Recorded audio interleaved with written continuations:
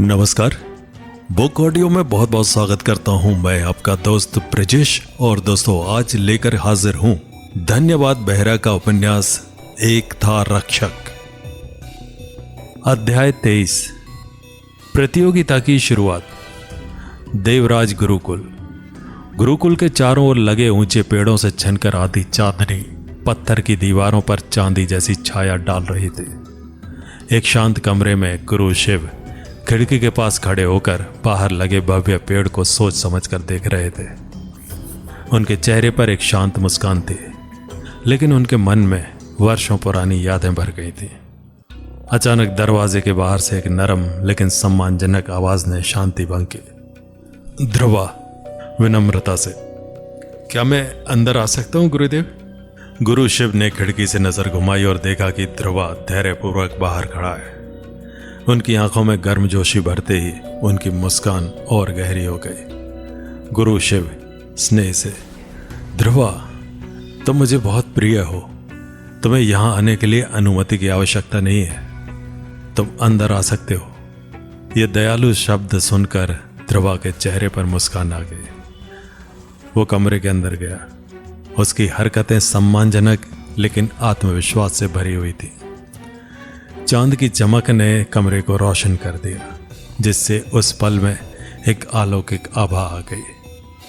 गुरु शिव प्यार से याद करते हुए, ये लड़का जो अभी मेरे सामने खड़ा है, कुछ साल पहले एक डरा हुआ और कमजोर बच्चा था, लेकिन अब उसे देखो, वो कितना मजबूत और ताकतवर बन गया है। ध्रुवा ईमानदारी से, गुरुदेव ये परिवर्तन केवल आपकी वजह से हुआ है। आज मैं जो कुछ भी बन पाया हूं वो पूरी तरह से आपके मार्गदर्शन और आशीर्वाद की वजह से है।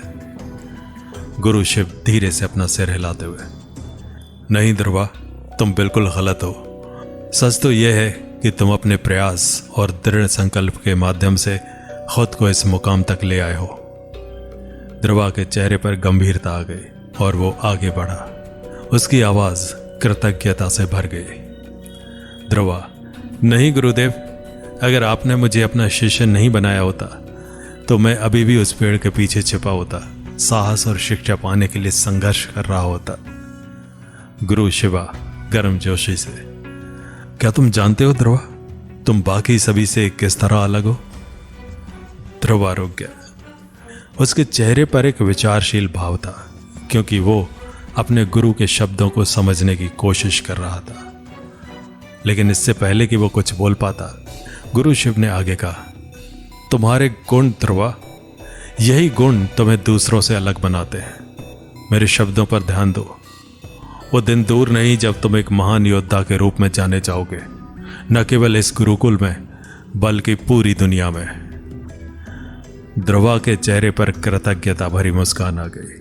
उसका हृदय नए दृढ़ संकल्प से भर गया।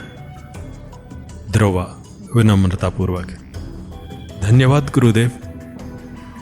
गुरु शिवा ने ध्रुवा के कंधे पर एक आश्वस्त करने वाला हाथ रखते हुए एक कदम और आगे बढ़ाया। उनका स्वर गंभीर और उत्साहवर्धक दोनों था।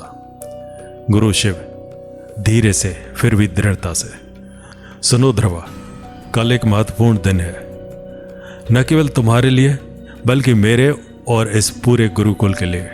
यह वो क्षण है जब तुम वो सब दिखा सकते हो जो तुमने सीखा है। अपना सर्वश्रेष्ठ देना ध्रुवा। ध्रुवा ने गुरु शिव की आंखों में देखा। उसकी आंखें दृढ़ संकल्प और सम्मान से भरी हुई थी। ध्रुवा आत्मविश्वास से, मैं अपनी पूरी कोशिश करूंगा गुरुदेव। गुरु शिव, कोशिश? मैं कोशिश नहीं देखना चाहता ध्रुवा, मुझे परिणाम चाहिए, और परिणाम तुम्हारी जीत होगी। लेकिन इस गुरुकुल में कोई भी ऐसा नहीं है जो तुम्हें हरा सके, ठीक उसी तरह जैसे कि उसे कोई हरा नहीं पाया। ध्रुवा ने अपनी भुएं से कोड़ी। उसके चेहरे पर जिज्ञासा और आश्चर्य का मिश्रण झलक रहा था जब उसने गुरु शिव की ओर देखा। ध्रुवा उत्सुकता से, उसके जैसा? मेरा मतलब है किसके जैसा गुरुदेव? गुरु शिव की निगाहें इधर उधर भटक गई। उनके विचार अतीत में दूर तक चले गए।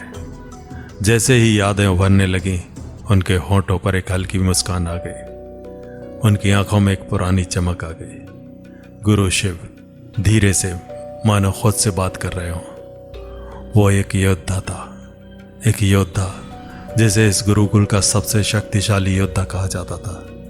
ऐसा कोई नहीं था जिसे वो हरा ना सके। ध्रुवा उत्साह से, सच में? आपका मतलब है ऐसा कोई योद्धा था, कोई ऐसा जिसने आपको भी हराया हो गुरुदेव? गुरु शिव मुस्कुराते हुए, नहीं ध्रुवा, उसके और मेरे बीच कभी कोई लड़ाई नहीं हुई। जब मैं पहली बार इस गुरुकुल में आया था तब मैं केवल 10 साल का था। तब मैंने केवल उसकी ताकत के किस्से सुने थे और दूर से ही उसके बेजोड़ कौशल को देखा था। वो एक योद्धा था। ध्रुवा पूछताछ करते हुए, वैसे गुरुदेव वो योद्धा अब कहाँ है? गुरु शिव की अभिव्यक्ति रहस्यमय हो गई। उनकी आंखों में रहस्य की झलक दिखाई दी। वे सीधे खड़े हुए ध्रुवा से पीछे हट गए, मानो अपने विचारों को छिपा रहे हों। गुरु शिव शांत लेकिन दृढ़ता से, मुझे नहीं पता ध्रुवा, ये एक रहस्य है।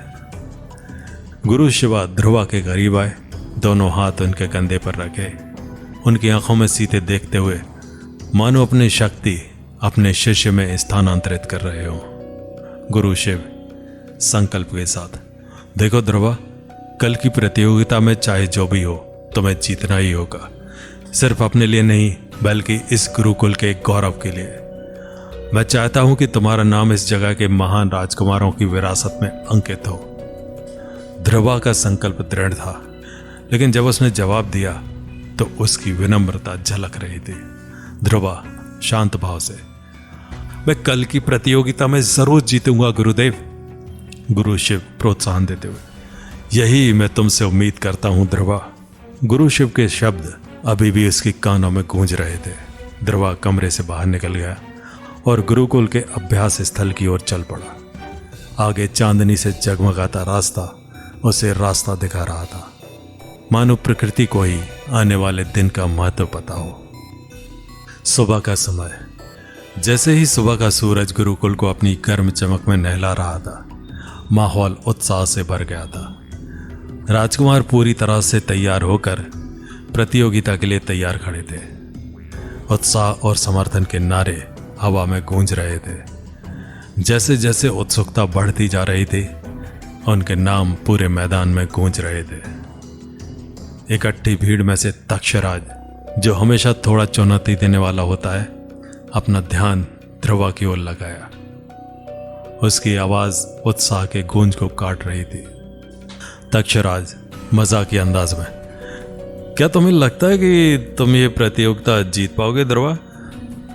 ध्रुवा की प्रतिक्रिया शांत थी। उसके होठों पर मुस्कान थी, क्योंकि वो चुनौतियों का विनम्रता से सामना कर रहा था। ध्रुवा आत्मविश्वास से भरा हुआ लेकिन हल्का फुल्का, जी नहीं राजकुमार, मुझे लगता है कि आप जीत जाओगे। तक्षराज हंस पड़ा।